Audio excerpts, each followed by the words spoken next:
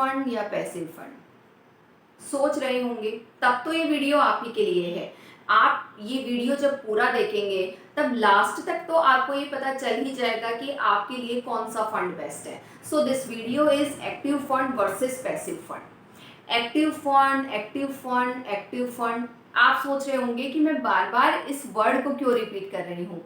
जब हम किसी वर्ड को बार बार रिपीट करते हैं तो हमारे माइंड में उस वर्ड की मीनिंग आने लगती है। जैसे एक्टिव का मतलब होता है अलर्ट रहना या सचेत रहना या जागरूक रहना। बेसिकली एक सिंपल एग्जांपल बताऊं, जब हम विद फैमिली कहीं बाहर टूर पर जाते हैं या किसी ओकेजन पर जाते हैं तो हमारे घर का ध्यान रखने के लिए हम किसी बंदे को हायर करके जाते हैं, क्योंकि रिस्क बहुत ज़्यादा है, आपको पता है ना।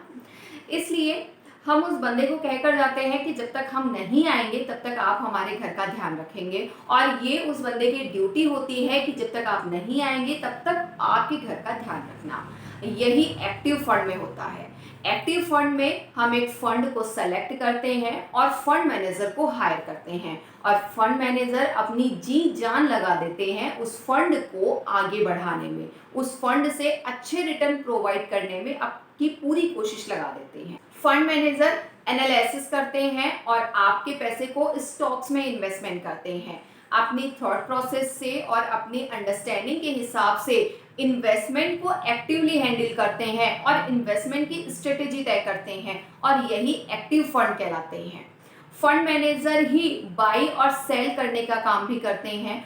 बेंचमार्क इंडेक्स से बेहतर परफॉर्मेंस का लक्ष्य रखते हैं और आउट परफॉर्मेंस करने वाले शेयर्स को चूज करते हैं, और शायद इसीलिए इनकी कॉस्ट पैसिव फंड से थोड़ी ज़्यादा होती है। अब देखिए, कॉस्ट यहाँ हम एक्सपेंस रेशियो ले सकते हैं। यदि हम किसी बंदे को हायर करके जा रहे हैं तो फ्री में वो हमारे घर का ध्यान थोड़ी ना रखेगा, हमें कुछ उससे पे करना होगा, और वही फॉर्मूला इसमें है। हमें फंड मैनेजर को कुछ अमाउंट पे करना होता है जिसे हम एक्सपेंस रेशियो कहते हैं, और वो एक्सपेंस रेशियो पैसिव फंड के मुकाबले एक्टिव फंड में थोड़ा ज़्यादा होता है, लेकिन इसका पूरा फायदा हमें मिलता भी है।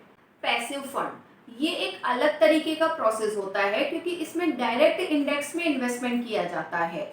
सेलेक्ट किए हुए इंडेक्स के अकॉर्डिंग ही इन्वेस्टमेंट स्ट्रेटेजी तय की जाती है। जो इंडेक्स में शामिल स्टॉक्स हैं उसी रेशो में इन्वेस्टमेंट किया जाता है, या यूं कहें कि जिसे एक्टिवली हैंडल नहीं किया जाता है वो पैसिव फंड होते हैं। इंडेक्स में जो स्टॉक्स हैं वो लॉन्ग टर्म के लिए बने रहते हैं, और फंड मैनेजर का यहाँ कोई रोल नहीं होता है, मतलब ये एक्टिवली हैंडल नहीं किए जाते हैं। एक्टिवली हैंडल नहीं होने के कारण इनका एक्सपेंस रेशियो थोड़ा कम होता है, और बेंचमार्क इंडेक्स के लमसम ये रिटर्न प्रोवाइड करते हैं। यदि आप डायरेक्ट इंडेक्स में इन्वेस्टमेंट करना चाहते हैं तो आपके लिए पैसिव फंड है, और यदि आप ये सोच रहे हैं कि फंड मैनेजर हमें अच्छा रिटर्न प्रोवाइड कर सकते हैं तब आपके लिए एक्टिव फंड बेस्ट है। कुछ मेन पॉइंट्स पर हम नजर डालें जिससे कि हमें एक्टिव फंड और पैसिव फंड की एक शॉर्ट समरी हमारे सामने आ सकती है। जैसे हम यूं कहें कि एक्टिव फंड फंड मैनेजर के थ्रू हैंडल किया जाता है, और फंड मैनेजर हमें अच्छे से अच्छा रिटर्न प्रोवाइड करवाने की कोशिश करते हैं, और पैसिव फंड में हम देखते हैं कि डायरेक्ट हमें फंड को सेलेक्ट करना होता है। जो इंडेक्स में शामिल स्टॉक्स हैं उसी रेशो में हम स्टॉक्स को सेलेक्ट करते हैं, और मार्केट के अकॉर्डिंग हमें बेनिफिट भी मिलता है। जैसे जैसे मार्केट बढ़ता है हमारा भी प्रॉफिट बढ़ता है, और जैसे मार्केट डाउन में होता है हमारा प्रॉफिट भी डाउन में हो जाता है। एक्सपेंस रेशियो एक्टिव फंड में ज़्यादा होता है और पैसिव फंड में कम होता है। जो वेल्थ ज़्यादा क्रिएट करना चाहते हैं और रिस्क कैपेसिटी जिनकी ज़्यादा है उनके लिए एक्टिव फंड बेस्ट है।